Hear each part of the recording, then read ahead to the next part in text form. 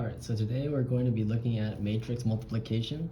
So we've actually seen this before when we've been doing our systems of equations, and we've seen this when we did augmented matrices. So remember when we did something like 3x plus 2y plus 5z equals 7, and 4x plus 1y plus 2z equals 3. So before we would use these systems of equations, and what we would do is convert them into matrices. So for example, this would be like this.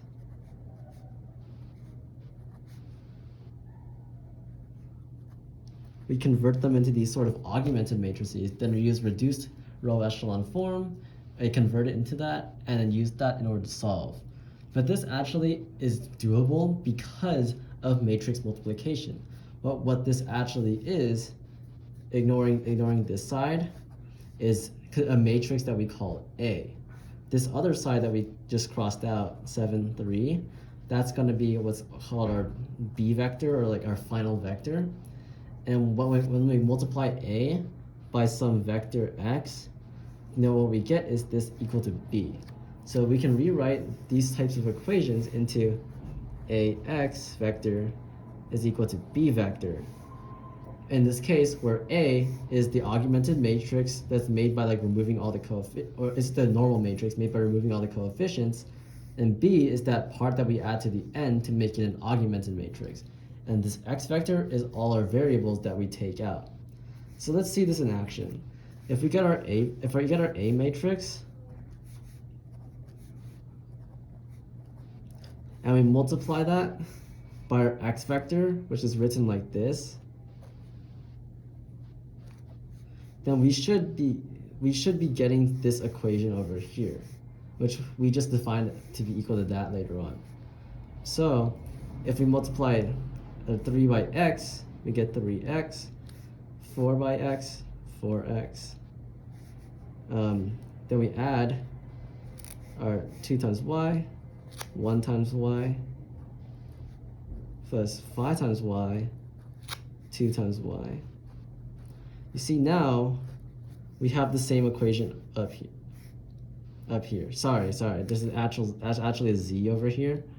I forgot there are 3 variables. So this should be z. But you see, we can multiply these in order to get back to the equation that we have at the top. Okay, let's actually look deeper into that, into like a more general term. So this is just our starting point for how matrix multiplication works. So let's say now we've got ourselves a vector like this, or a matrix like this, and we're multiplying it by a matrix like this.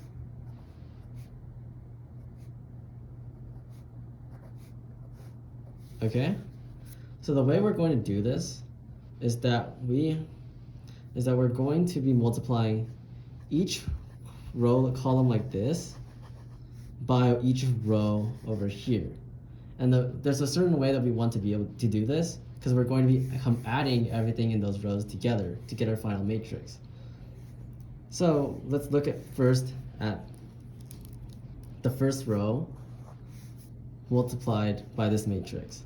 So what we're going to do is we're going to multiply each of these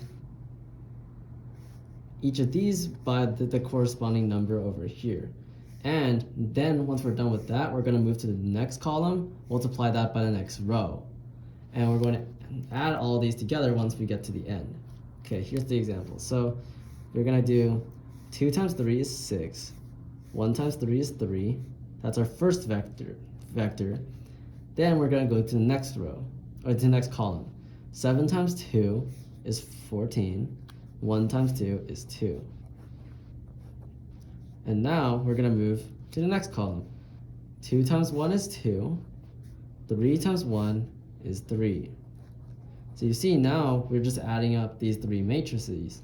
And what we can get at the end is 22 and 8.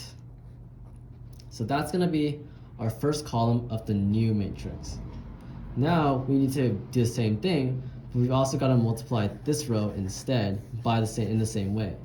So now I'm going to use red for this. We're going to be using this side. So now we do 2 times this side instead. 2 times 1 is 2. 1 times 1 is 1. That's our first matrix. Next up, 7 times 3 is 21. 1 times 3 is 3. Next, second matrix. Now we use the third one because third column. 2 times 2 is 4. 3 times 2 is 6. And we have our third matrix. And we add those all up. We've got 27 and 10. All right? So now we got to combine these two matrices. And so what we get is a matrix like this. 22, 8, 27, 10. And so just notice here that the red side is going to go on the right, and the green side, which we did first, is going to go on the left. And that's because we can just consider each of these columns over here as the basis vector that we're multiplying in order to get to this endpoint. So consider this as what we multiply to get the first column of the vector, and the red to be what we multiply to get to the second column, and so on and so forth with different sizes of matrix multiplication.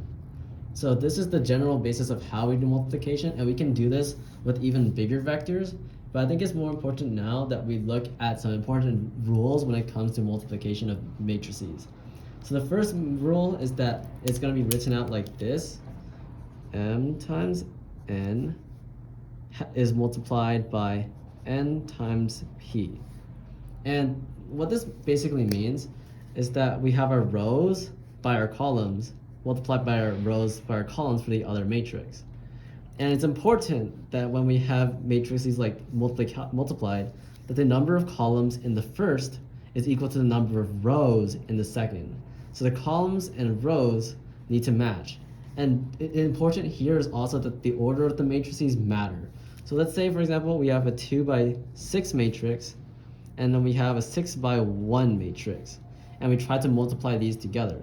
We'd be able to do so because we have the matching n in the middle, like the matching number of columns in the first with the rows of the second.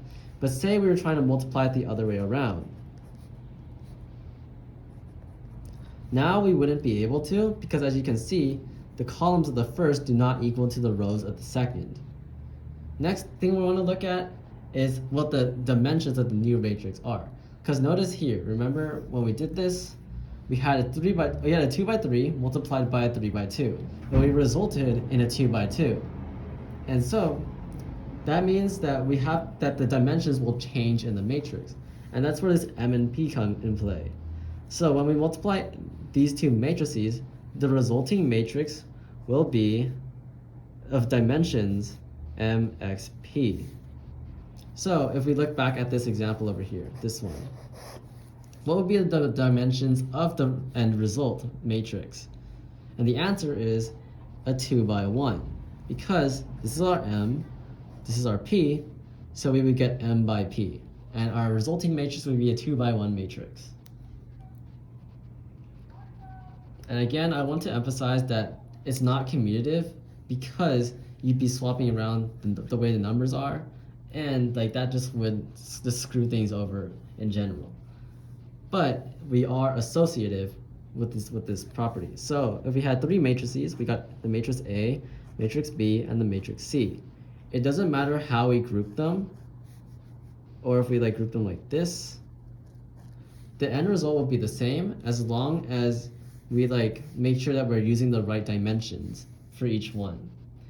And of course, that also depends on if it will be possible as well, as long as the end results have the same dimensions, or the correct dimensions that follow this top rule. So at this point, when you're doing matrix multiplication, you might start seeing this little subscript over here. You'll see this little subscript, it'll be a t. And that is not a variable for an exponent, although you can use exponents on matrices. That's not what this means.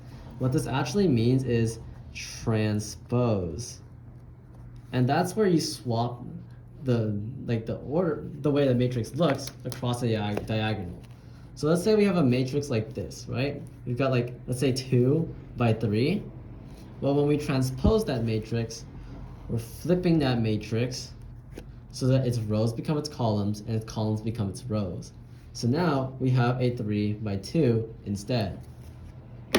And a useful property we can see with transposition is this property. It's where the A times B all transposed is equal to B transposed times A transposed. And notice here, importantly, that these two will swap their orders, but they'll both be transposed. And so that's just another property of matrix multiplication that you could possibly use. So that's matrix multiplication. Be sure to subscribe if you want more content like this one.